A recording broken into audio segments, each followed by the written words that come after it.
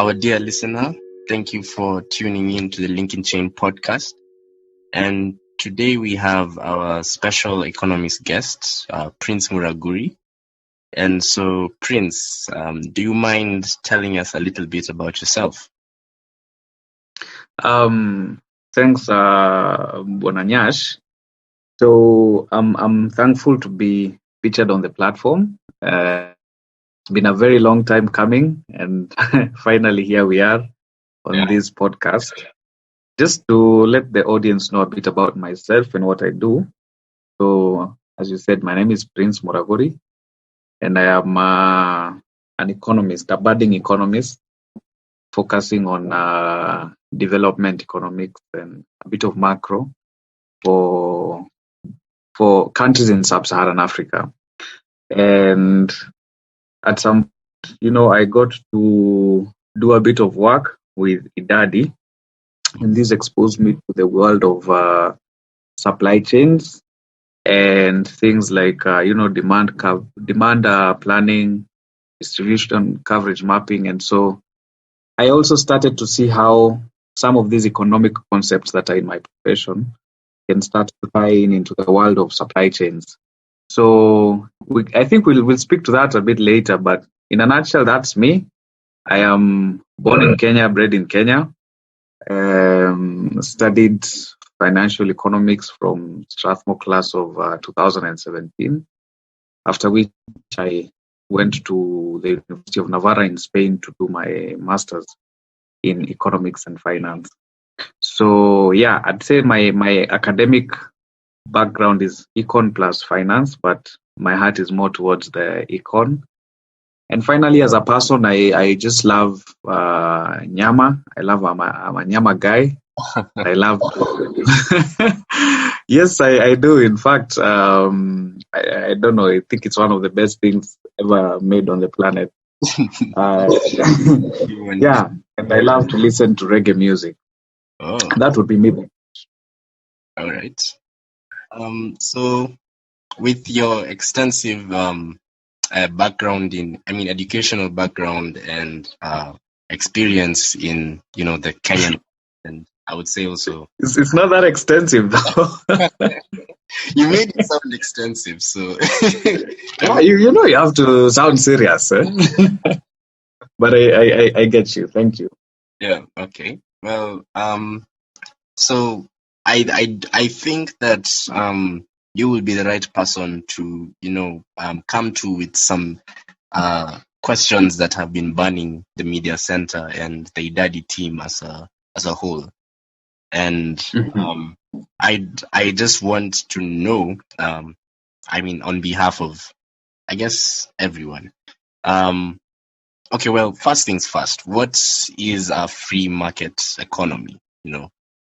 What in theory, what does that mean to have a free market economy?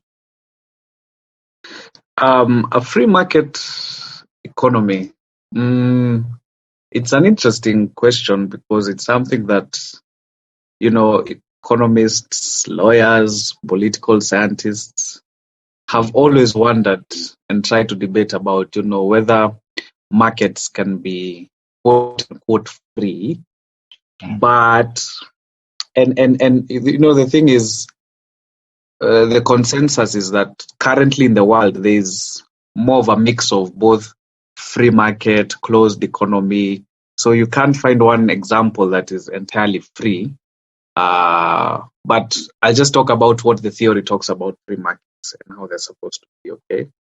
Okay. So in economic theory, free markets are markets or systems where the laws of demand and supply, they are free from any intervention by any central body, whether it's a government or whether it's another authority or a firm or a person.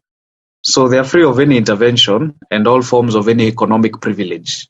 Economic privileges are things like monopolies and artificial scarcities, such that for this market, the laws of supply and demand will fully prevail, and people who want to buy will buy, people who want to sell will sell, and thus the prices the price is the equilibrium free market price. What does that mean? That given that there's no intervention, it's just the people who are buying and selling in interacting in this market. The prices are seen to be competitive and fair prices, okay, and they are self-regulated. I think that's the most basic way I can say I can define a free market. And it's usually talked about in the context of when you have a free market, as opposed to some of these imperfect markets or imperfect competition markets. You will have a situation where there are no things like monopolies, okay, or artificial prices. And a monopoly basically means that it's a market where, or an industry where one big product is the one that is always having the say, Yeah. So monopolies are generally disliked because if you have one organization having a say, then this organization may have a high chance to be charging high prices to the consumers, because consumers don't have an option. They'll have to buy from monopoly. And so I think that's what is discouraged and free markets encouraged. Yeah, that's what I'd say a free market. All right. I So hope it's simple enough. It's not too much of an economics class. Yeah. no. That's actually very understandable, I believe, to our dear viewer. And so now that you talk about how the free market is encouraged to prevent monopolies, do you think there are any other benefits of having a free market apart from having a self-regulated economy and no monopolies? Is there any other benefit that comes to mind? So I'd say that, you see, when you have a free market, it means that there are low barriers to entry into that market. So anybody, absolutely anybody, or any organization that feels they want to get into a particular space, maybe to sell a product or to buy or to become a buyer, if that transaction can happen, it's a good thing. It's a really good thing, because you see, the money flows in the economy. These people go and buy goods from companies. Them buying these goods enables these companies to make revenues. Those companies are able to pay their employees.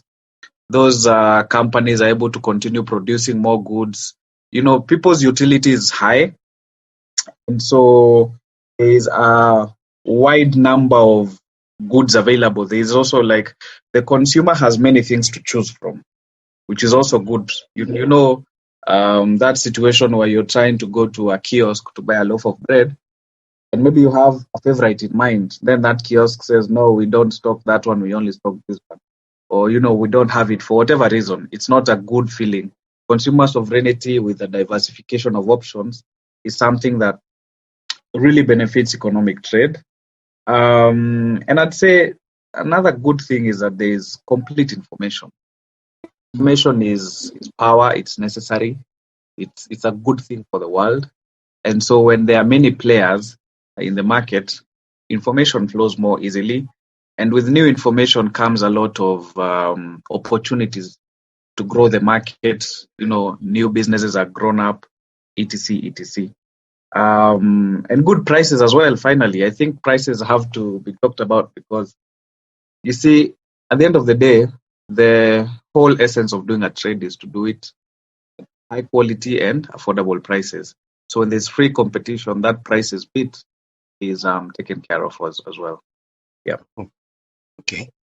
That's of course that sounds perfect. I would say for any. That's why they called it perfect competition, right? Yeah. So that's okay. If I was anti-free trade, then right now I would be bought into the idea of it. So I would say you've done a good job at advocating for it. So do you think there are any real world examples of economies that are close to, or if not exactly, a free market economy? So are there economies that are close to a free market? Yeah. So as I mentioned at the beginning, this Mhm. concept of a free market is people are starting to feel that it's a theoretical or utopia concept that can exist on theory in its perfect form. Okay, because perfect form, for example, means that there is complete information out there. There is a high number of buyers and sellers. You see, in some situations, that will not always be the case. Even if other aspects of the free trade are there, meaning that most countries that exist are a mix. Even the Kenyan government sometimes may impose things like minimum wages in a certain industry. You see, in a free market economy, government does not intervene with anything. Uh, Private sector does not intervene. So all I'm saying is that it's not, there's no utopia, but there are some rankings that are there of an index of economic freedom, and I think it's done by heritage.org.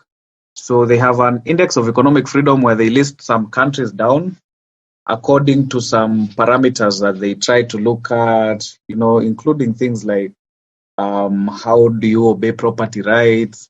How is the judicial effectiveness there? How is the business freedom, labor freedom, trade freedom, And the country that has been one of the countries that has been among the top in recent rankings, I think, is New Zealand and Singapore. Those have been on the top of the ranking. Kenya, I think, ranks 100 and something out of the countries that are on the database. So it's not a very, how can I say, it's not a very fine sounding number, but when you look at the context of Kenya in sub-Saharan Africa, Kenya is among the best countries to do business in. In fact, the World Bank ranks Kenya highly in the ease of doing business index. So yeah, I think New Zealand, Singapore, and I've also seen some people say Hong Kong is also a place where willing buyer, willing seller, supply and demand go. Yeah, though as I've said, it's not clear cut as to what really is a free market. Otherwise, I think we would have zero. Yeah. Okay. Okay. That's brought a lot more clarity to us. So you mentioned that Kenya is ranking is it 100 and? I think it's 130 something, if I'm not wrong, in the heritage index, Yeah. maybe 2021 index of economic freedom database. Okay. So Kenya being 130 something, what does that mean for us, as for, let's say, the common mananchi who is trying to climb up the economic ladder, and maybe has decided to dip their toes and take risks in the business of the Kenyan supply chain, for example. How do you suppose, what is there an ease of doing business for a businessman who is venturing into the Kenyan supply chain today in 2021? So that's an interesting question. And you mean for the supply chain industry, like what would this free competition mean for a person trying to get into this space? Yes. Okay. Let me see. So you see, in supply chains, there's a wide array of various goods and products that may be in the various, I don't know, industries. But when I think of supply chains, for some reason, FMCGs really come to mind. in terms of the free market space around that, it depends on where in that chain you decide to focus your lens.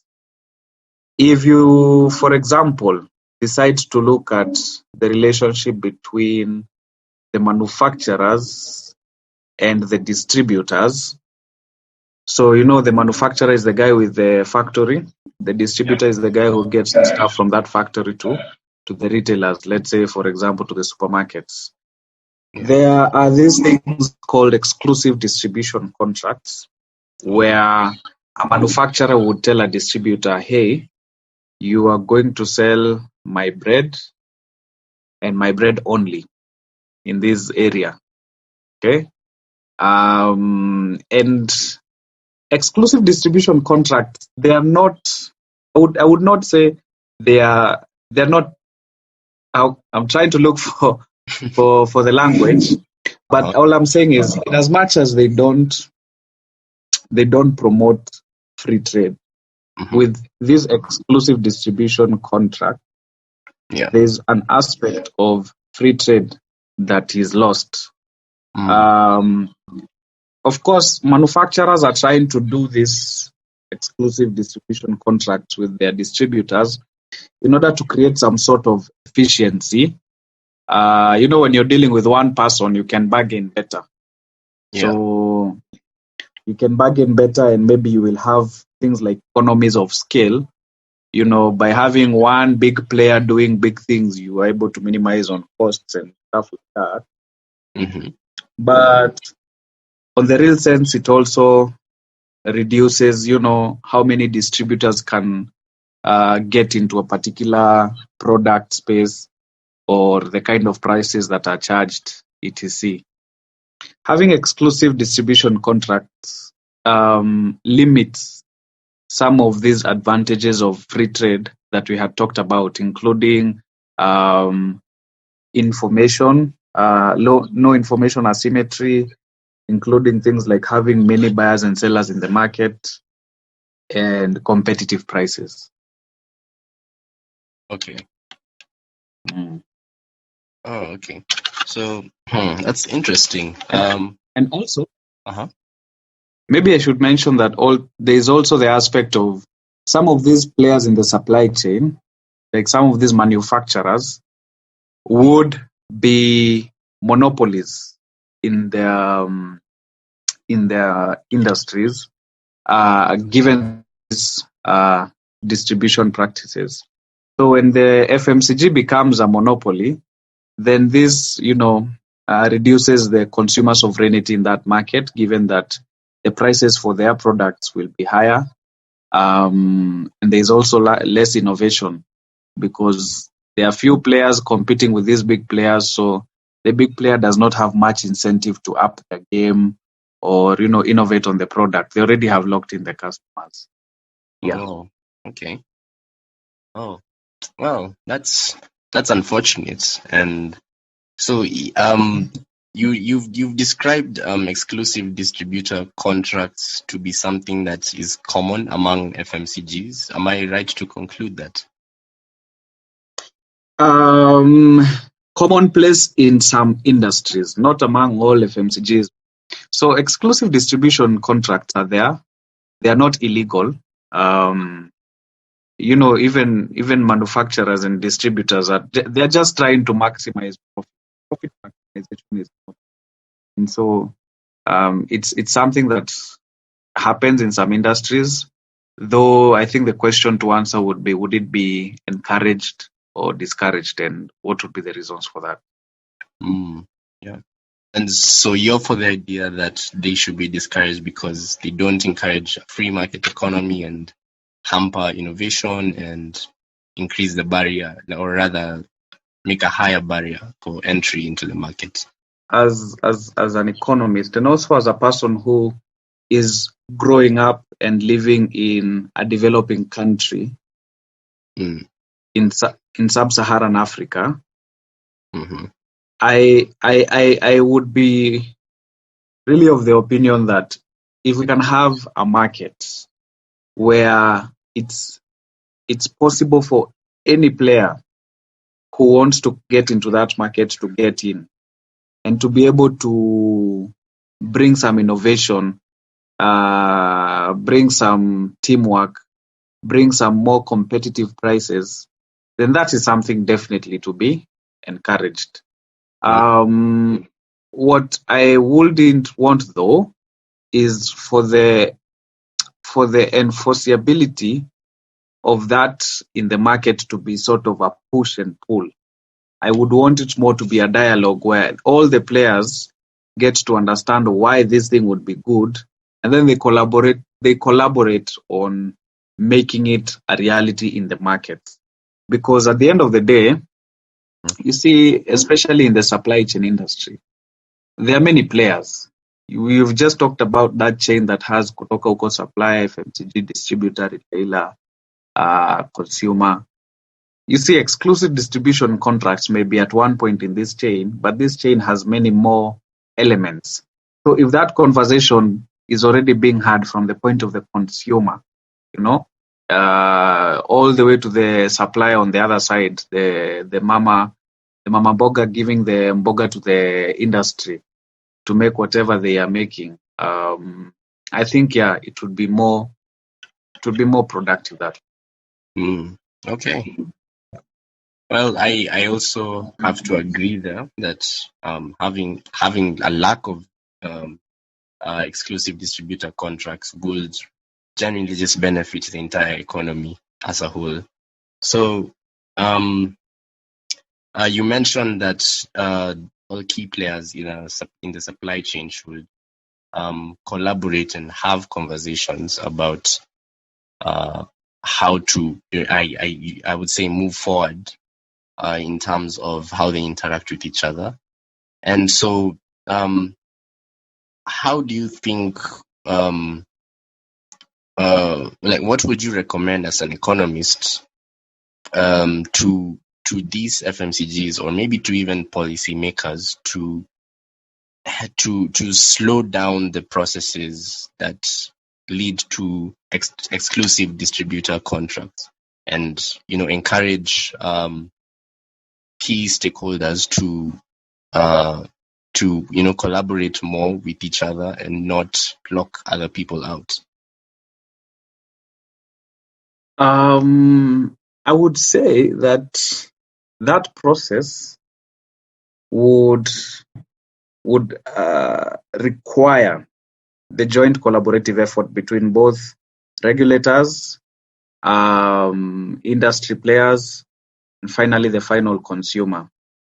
And how I would recommend for that to happen would be for these players to sort of evaluate a cost-benefit analysis of these exclusive distribution contracts, and have a conversation on what they could be, what would be the opportunity cost of having them, what would be the disadvantages of having them, in the first place. The advantages are clear, that you as a supplier, you get, as a manufacturer, you get your products getting priority in a certain market, yes. Yeah. But there are some other shortfalls. For example, it may prevent you from having a diversification of your product, or rather an accessibility of your product to different markets. You can have a distribution contract, an exclusive distribution contract with one distributor, but any limitations coming from this distributor will also limit you. For example, if this distributor is very well established in Nairobi County, but has very, very poor coverage of Marsabit County, then your goods are not going to reach there, which would be foregone revenues.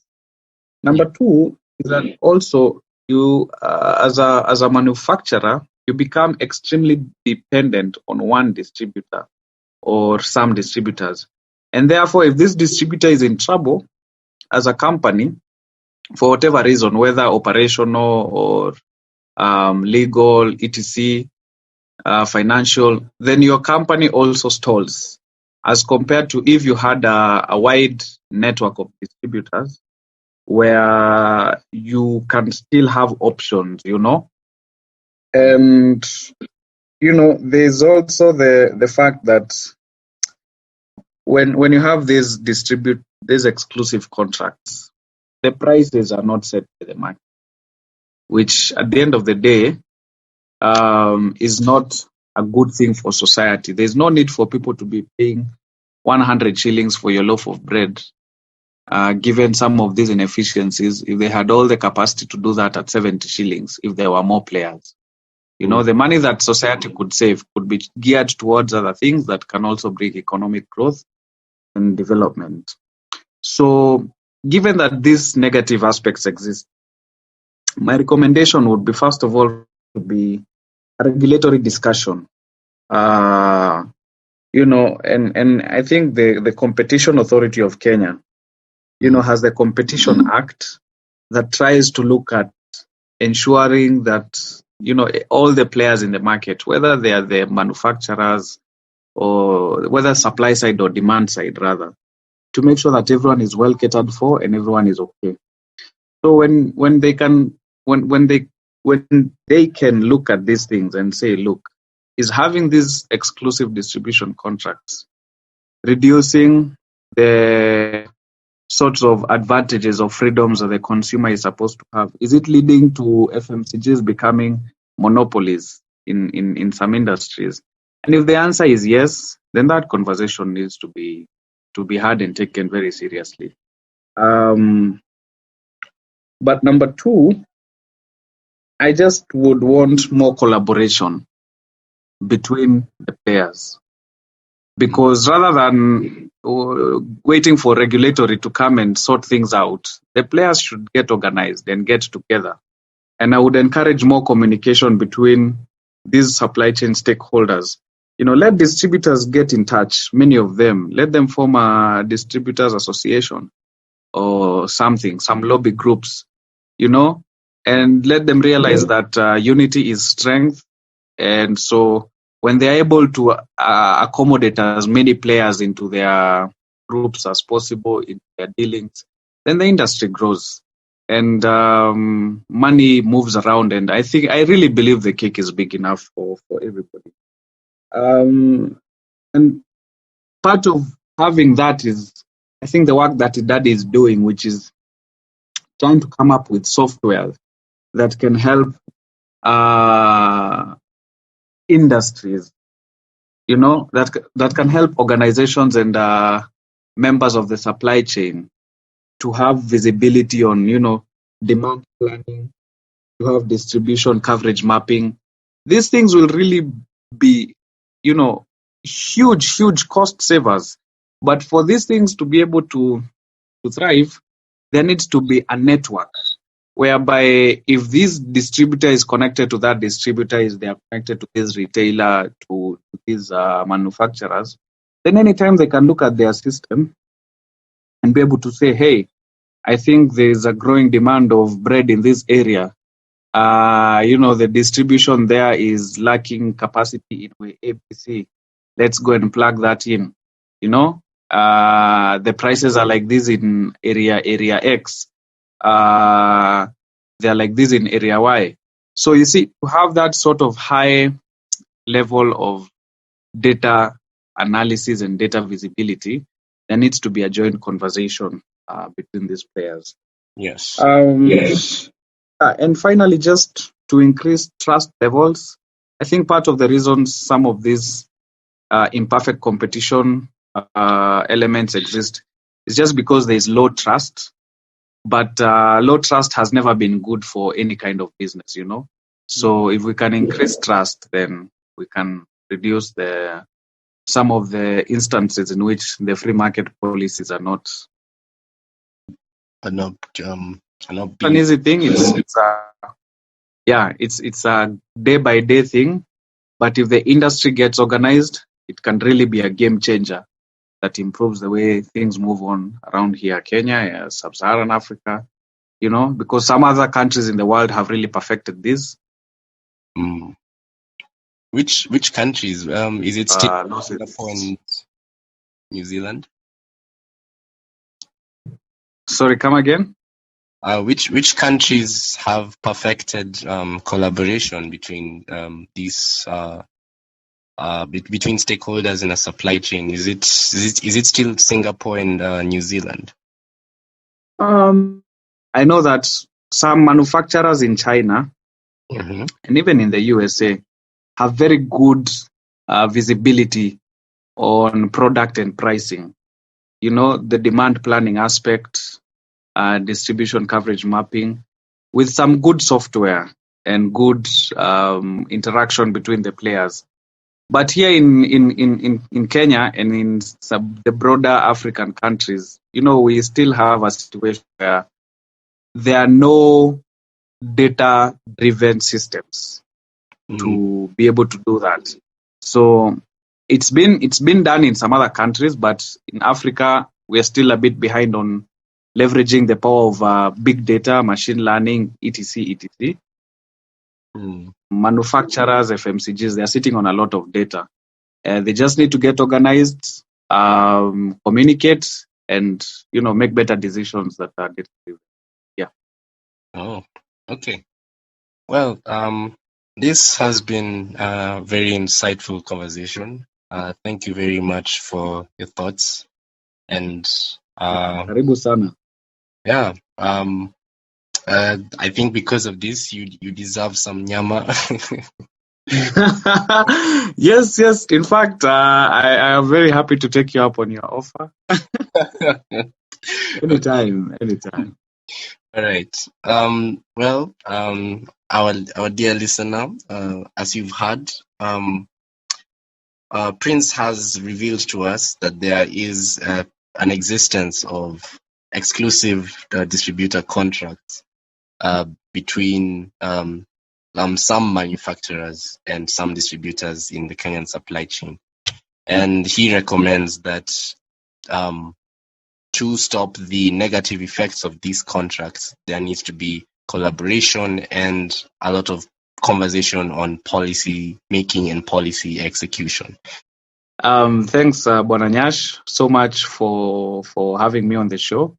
I've also enjoyed, and really, I'm not really just saying that exclusive distribution contracts are a bad thing in and of themselves, but I just think in the interest of free trade and free competition, there are some things that we miss out on.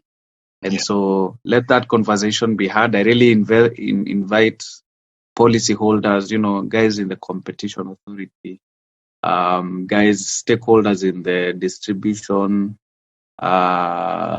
in sector, FMCGs, really to have this discussion and to see how best to go about it, So let's keep the conversation going. Thank you very much for having me. Yeah, thank you for being on the show as well. And I encourage people to also reach out to me if they may have any questions. My LinkedIn is Prince Muraguri. You can find our work at idadi.io, which is our website. On LinkedIn, we are just idadi, and we have our media center separate as the linking chain. And we are endeavoring to offer technology solutions that encourage supply chain stakeholders to collaborate and to transform the entire supply chain industry for the better of not just themselves but for the entire economy. And so with that, I think we can conclude our podcast for today.